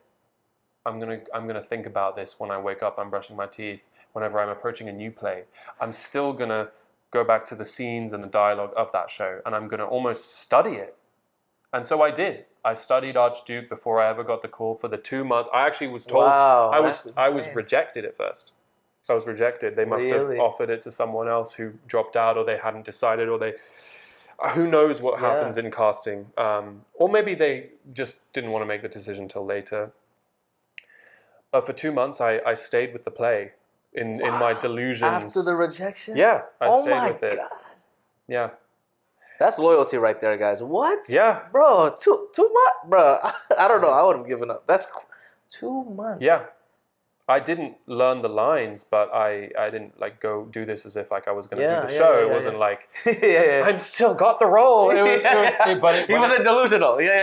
But I came back to it, and it stayed with me, and I knew, in the grand scheme of things, like, if I don't get this role, or the fact that I haven't gotten this role, it's not, like, it was actually someone in fate has gone and snipped and someone's, like, sabotaging this, and, like, I was supposed to do it in fate, in the grand scheme of things, and they didn't. And then boom, 2 months later, getting the call was rocked my world, because it was so, like, this sign of, like, oh my God, all that it was meant to be. And I will always look back on the process and the shows and the team with so much reverence and gratitude, because I grew so much as an artist, even if the results weren't always my best work. What I processed from it, what I took away, what I brought into the next project and the next project, and, like, what I've carried is this confidence to approach any script, any scenario, and go into a room and bring my signature, a little bit, and like, go with my impulse you know, Yes. and do something that's interesting to me and meet myself where I am. So that's something that I really was grateful for. Well, you're truly a master of your craft, and not only master, but lover of the craft. I mean, 2 months, man, to still have it. It's like, I feel like it's like having like an ex-girlfriend, honestly. like, A little like bit. you know what I'm saying? I'm like, Yeah. what in the?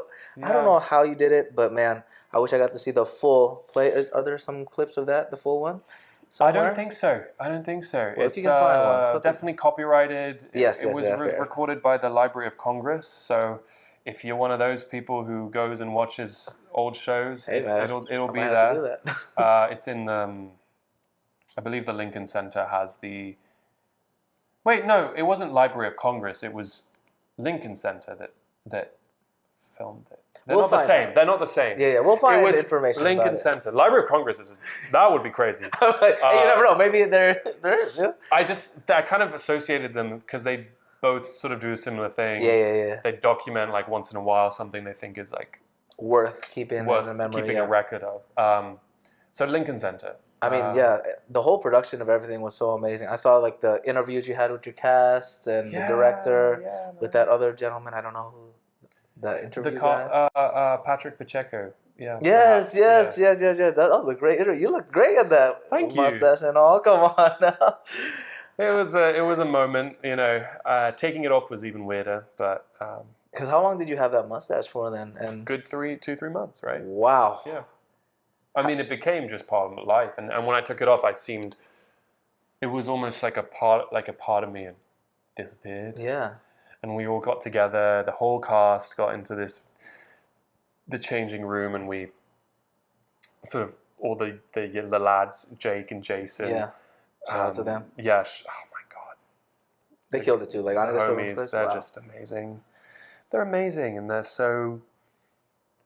They show me what it means to be like a man, an actor, a young actor,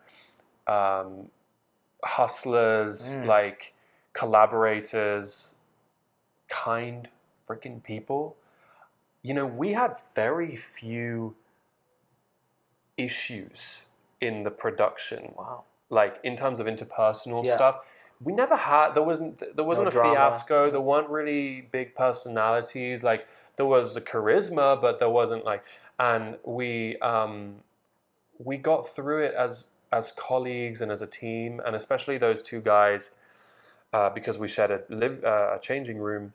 It was just pure positivity, and like I was really grateful for that. Wow, that's amazing. I love that. It's because, it's easy for people to get in their heads and have the ego come in, but the fact that you guys had the amazing chemistry, the positivity for like 3 months, probably more, right? 4 months because of rehearsals and stuff, or Yeah, how long were you guys together for like 3? I think we had like 4 weeks and plus a little bit of tech maybe, and then we had like a month of previews roughly, and then another month of like shows. So yeah, it was all in all about 3 months. Wow, that's amazing, man. I do want to run back to the whole, what's it called?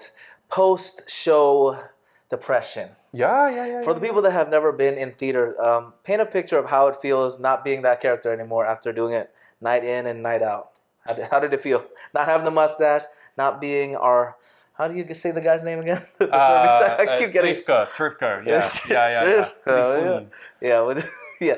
How did it feel that like first week, second week, gosh. all that? Now, walk me through that. There were a couple of layers to this, but something that's universal for me is a physical jet lag, maybe is the word. Okay. Like, I don't know if that's going to summarize it well, but a sense of I'm used to being on this schedule. Like my energy levels peak around this time.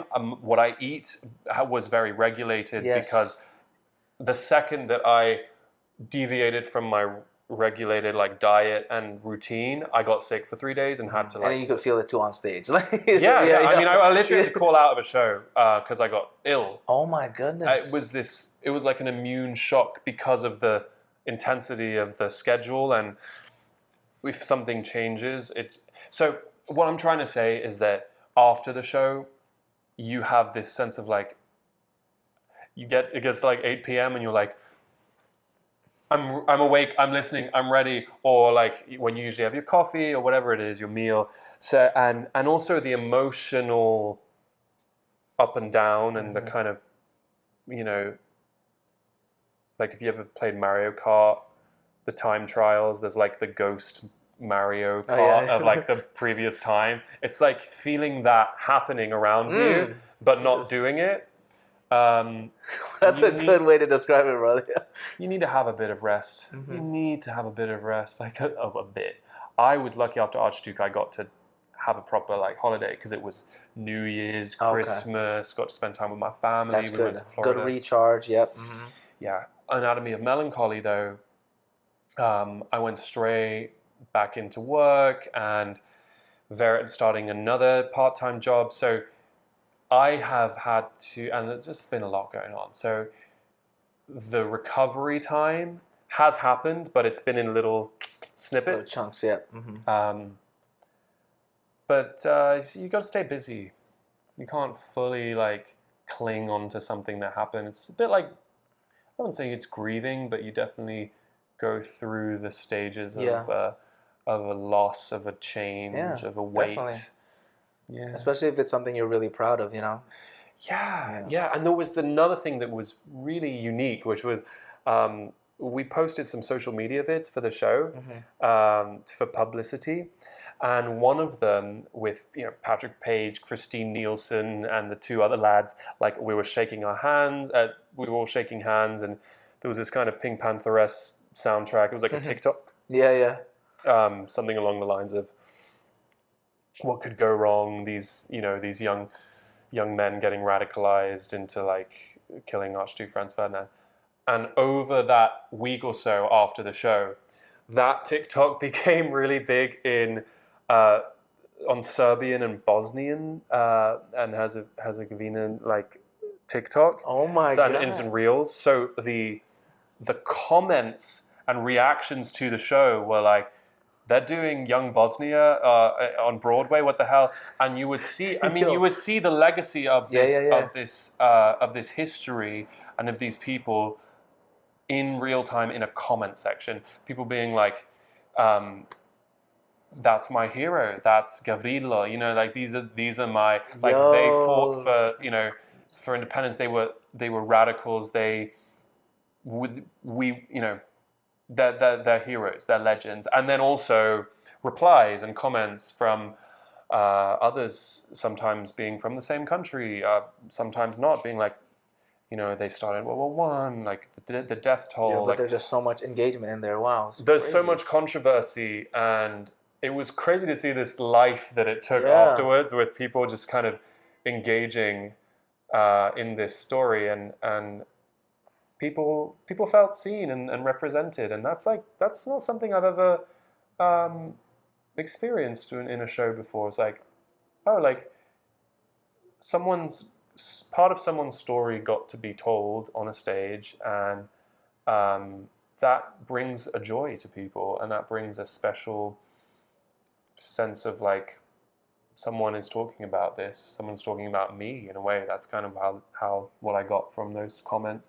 But yeah, they just brought the show to Royal Court, which I'm gutted I can't see because the cast is amazing, and like I'm sure they'll do. Royal Court it's the Royal Court. It's just, they're going to do some really cool things with it, and they have I believe it's an all-female team. I'm not exactly sure, but definitely like some of the key designers and the director and people like are all women, and I think that'll change the dynamics of the, like, how the, if you give the show to anyone, it's going to change the dynamics of the characters and the relationships. But I think with this show specifically, there is some ripe ground to like explore what it means to have this story directed, framed, told, composed by a team of women. I honestly, different angle. A different angle. Something that was touched on in our production, but audience members, I think, were also excited to they were talking about that dynamic, that angle, and it was definitely present, but it's something that might have new life in this new production. So that's exciting. Dude, exciting stuff, man. The acting world over here. In the modern era, though, as an actor in like live theater and everything, how do you get more gigs then? Any tips for people that any tips for the I would people? love to know. Like, do you have any secrets after production or during? Is it networking? Is it just audition? Like, what are some tips that you have out there to stay pretty booked? Yeah. What kind of work do you want to do? I think that's something that my acting coach Berg says a lot, and it's just always so true. And every great actor in an interview says it at some point. It's like the idea of saying no, and I kind of reframe it of like no, but it's like do you want to be booked all the time? And if you do, it's really not do you want to be booked, but what kind of work do you want to be booked for? Like, and I guess it's always a balance, and it's always a challenge, and agencies have an idea, and you have an idea, and people you meet have an idea. So it's like, it's a balance that you have to kind of thread, and it depends on the access and the opportunities and the stage of your career that you're at, the cred that you have. Yep. I am having a little bit of a philosophy coming out of Archduke of just if someone approaches you for something, start with a enthusiasm and be on the yes side. Okay. Because in my life, the best periods of my life have been when I have been totally overbooked, totally busy. I'm not just talking about shows. I'm talking about like everything. Just in life. Like I have 2 hours here, then I need to run over to that, then I need to get this. Because they kind of force you out of your bed rot, and they force you out of your stagnancy. Yeah. So there were shows that I got approached with, and readings and things that I got approached with, which is like, okay, maybe I'm not getting paid the amount that I would hope to be, and like it doesn't feel like a step up in terms of the how much I'm getting, the compensation for it. But I need experience right now, and I'm just, since Archduke, at any point in time, I've been working on a show.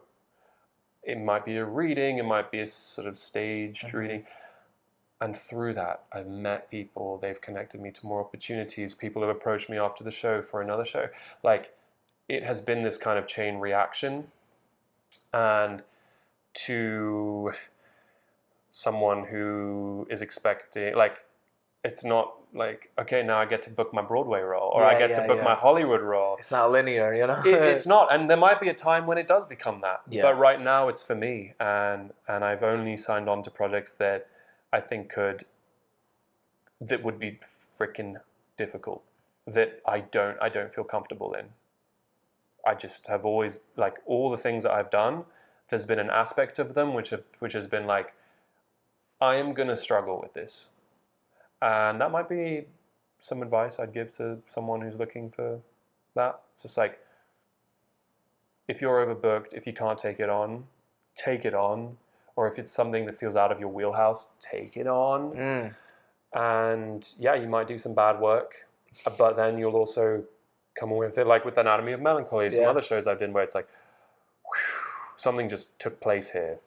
And I found my voice in that process. Yeah, it's a unique career path because, like we mentioned, it's not very linear. So you really never know. You could keep doing roles that are, below your pay grade or aren't exactly what you want to do. But the main thing is that mindset of like, what can you take from this experience? Yeah. And it can be anything for all these type of productions, because unless you're doing like some shady like theater or some weird stuff out there, you always can find something out there that will give you a new lesson, maybe a new connection. Yes. But the best thing is also when you don't expect anything from it, and then it just kind of comes, and you're like, you get a random phone call one day, say, hey Adrien, you remember we worked on blah blah blah blah blah 2 years ago? I said, I need somebody for this, and it's happened a lot for. It's happening. Like it's currently happening. See, there to we go. People I know, and like, it's like, you share something with people, and it's a bond,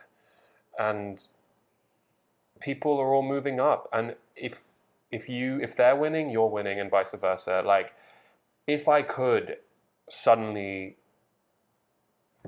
score big on some huge, bag or like Hollywood project or whatever like that, like the first thing I would do would be to try and figure out how I could give back to just the people who've supported me. I'm putting together plans as we speak. I haven't hit that point yet. Yeah, right now, there's a lot of thank you and gratitude, and like how can I help you? But it's I would just want to know that I would want them to know and feel and something tangible, so that they know that it wasn't just me. It was the time that we spent together, and it was what I learned from them. So, yeah.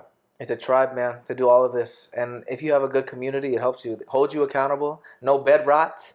I think that's a big thing with the busyness.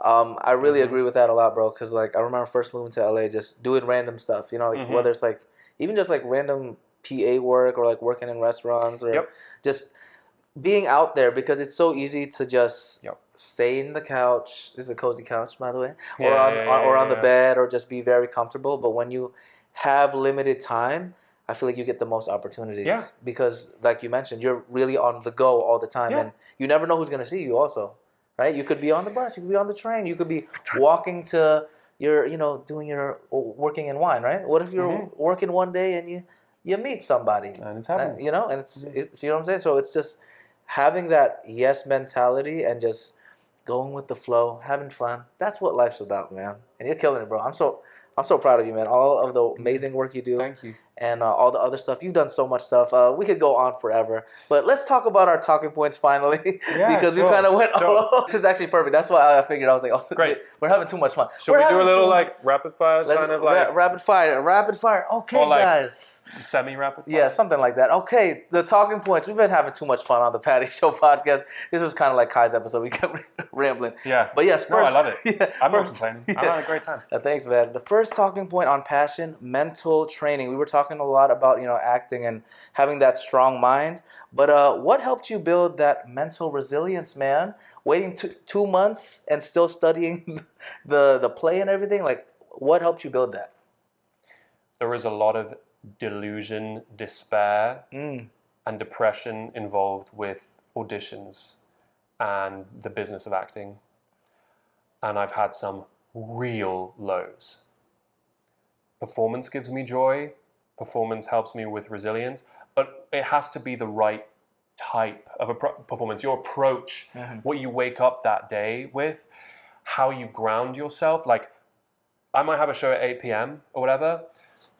I wake up, I'm having a shower. I'm kind of like slowly through all the little things in the day, looking for opportunities to just be present. Looking for a time to just let go.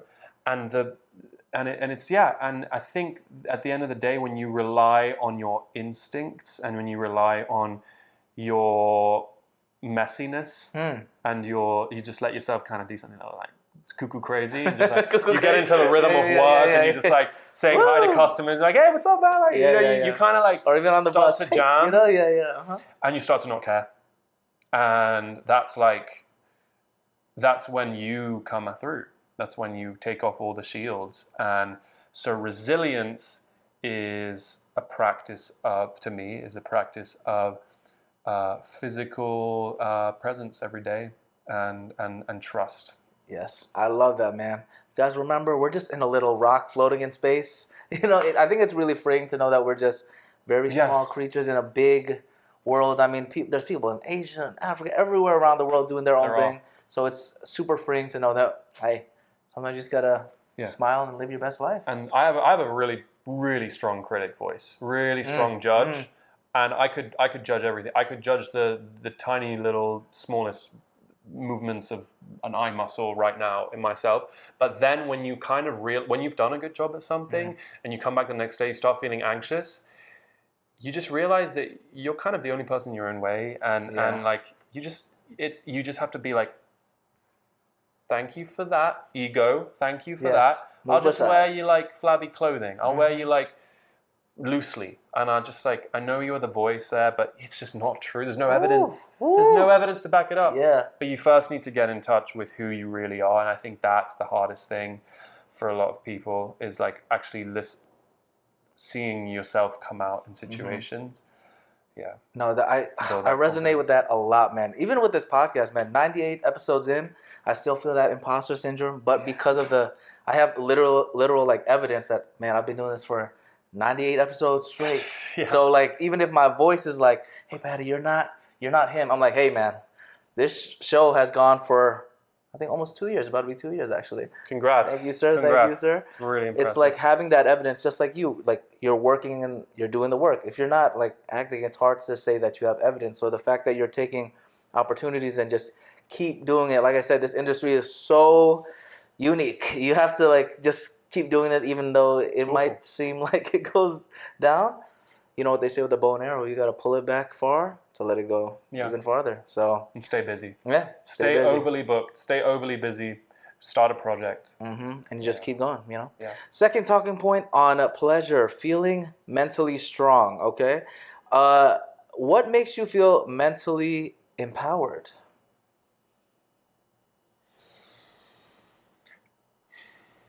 Other forms of creativity, I would say.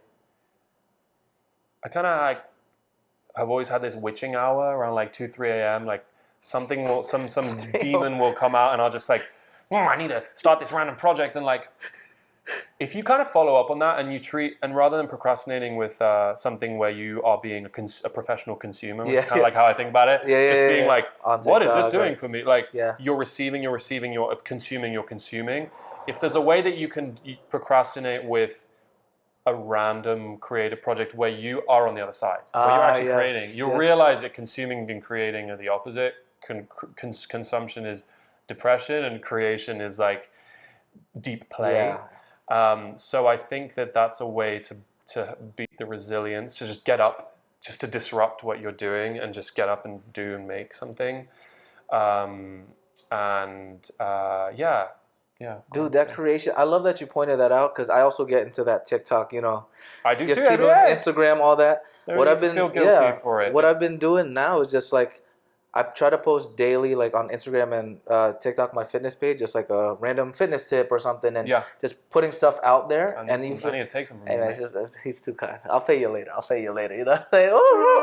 Your next role is going to be Batman, okay? There you go. We'll get you as Batman.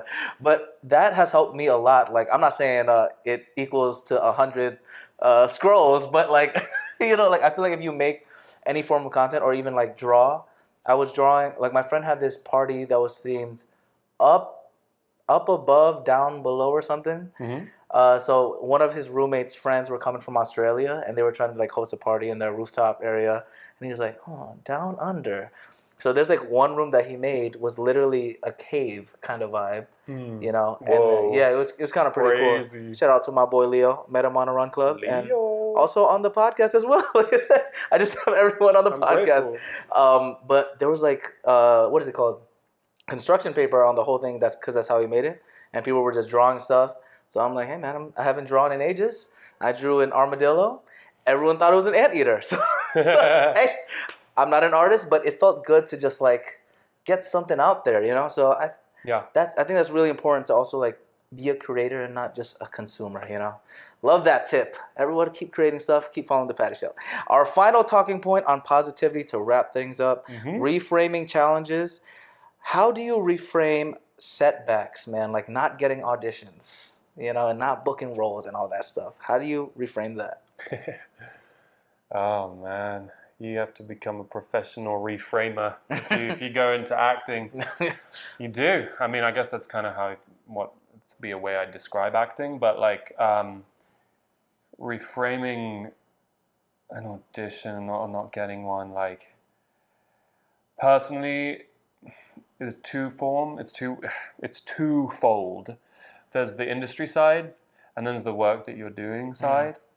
If the work that you're doing is just free and you're kind of not caring and you're throwing it away into the you do the work, you do the research, but then you're not in control when you're doing something. You're not trying to give the best performance ever. You just start to play with rhythm and words and all of that stuff, and you kind of just like have fun and you feel freaking great. Yes. Then it makes the second part feel really good, where like if you don't get an audition, you just be like, oh well, they just like went for like maybe it wasn't meant to be. They didn't see what I actually have to offer. Vision. Yeah. They didn't see the vision. Yeah, I had a vision, and like you didn't see it. That's not my fault. That's cool, Whereas if you're trying to hit the mark, and if you're trying, which I do all the time, so I'm still trying to work on this, but if you're trying to go for what they're looking for, if you're trying to do what you think is good film acting and looking and creating, have a moment where you do this. Does the relationship change? Yeah. Like you create this checklist for yourself, and then you are not having fun, and then when they say no, you feel like, oh, I tried to do this exactly how you wanted me to, and you said no. So I'm not able to do my job anymore, so I suck, and now I'm annoyed that I'm depressed at myself because I suck. And you spiral. You spiral, man. And so getting out of the spiral, you have to already be running on good terms with yourself, because the spirals are deep. Inspiring conversation. The legend himself. I'm glad I could finally have you on the Patty Show podcast, bro. Grateful, man. Yes, man. Where can we find you on Instagram? It's at Adrien. Yes. Baedrie. And yes. No, it's the other way around. And what other projects are coming up? Anything that you can tease out there for the people? Yeah, no, I have a project, sort of supporting role in an independent show, theatre show that I'm really excited about. Oh, awesome! When is it? September. Okay. Yeah, so it's only for like 4 days in September, but it'll be keep the bug going, keep going. I am also making an album, so I'm very excited about that, and I'm excited. And I want to make more short films with my friends. That's the goal. Yes, there's a lot. Also, I did an audition maybe a month ago for this play. Dream team on the play, dream cast, dream script, dream everything. I did one of the best auditions of my life, maybe one that I'll ever do. I didn't hear back from it, and it was the same thing as Archduke. But I'm still studying the play.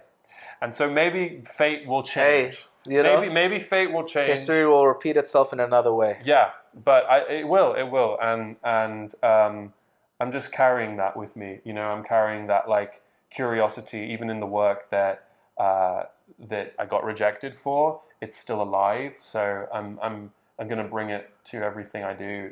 And that show, which will not be named. Okay. Yes. And Archduke and like Anatomy of Melancholy, every show, like I'm just going to carry it with me through to whatever will come next. Well, we're always supporting you, man. Like I said, we could have had a 50-hour episode. We need a part 2 eventually. Maybe we'll get it with Kai, maybe with Arnold. I'd love that. That would be, we'll get a big one eventually. That would be too hilarious.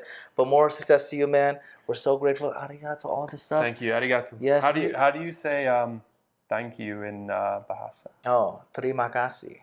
Terima kasih. Yes. We usually like to end with arigato and terima kasih, so we'll do it on 3. But y'all, follow the Patty Show podcast, Instagram, TikTok, YouTube, Facebook, all that good stuff. pattyshow.podbean.com is the website. And remember to pursue your personal paradise. On 3, whenever you're ready. 1, 2, 3.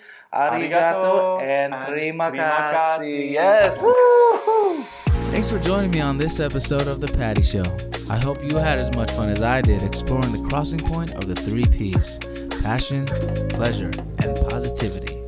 If you want to keep the Patty Party going, follow us on Instagram, TikTok, YouTube, and all social platforms at Patty Show Podcast. Share this episode and leave a positive review. PattySetiati.com/podcast, as well as pattyshow.podbean.com have got more of your Patty Show needs. In the meantime, keep passionately pursuing your personal paradise. Arigato.